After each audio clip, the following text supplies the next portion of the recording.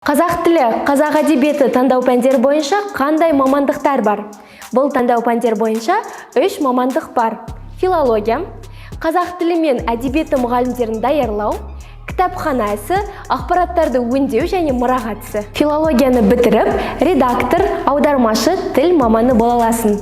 Бұл мамандықты оқытатын топ 3 университет: Абай атындағы Қазақ ұлттық педагогикалық университеті, Қазақ ұлттық педагогикалық қыздар университеті, Гумилев атындағы Евразиялық ұлттық университеті. Филология мамандығына өткен жылы 100 грант бөлінген, ал грантқа ең соңғы оқушы 121 балмен түскен. Кітапхана ісі, ақпараттарды өңдеу және мұрағат ісі мамандығын тәмамдап, сіз кітапханада немесе мұрағатта жұмыс істей аласыз.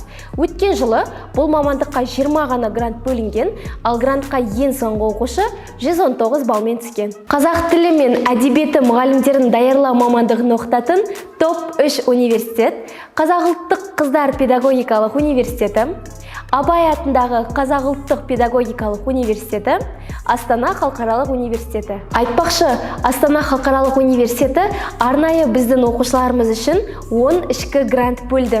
Сол ішкі гранттың біріне ие болғың келсе, онда біздің курсқа қатыс. Курс ақысын 6 немесе 12 айға бөліп төлеу жүріп жатыр, тіркеліп үлгеріп қал.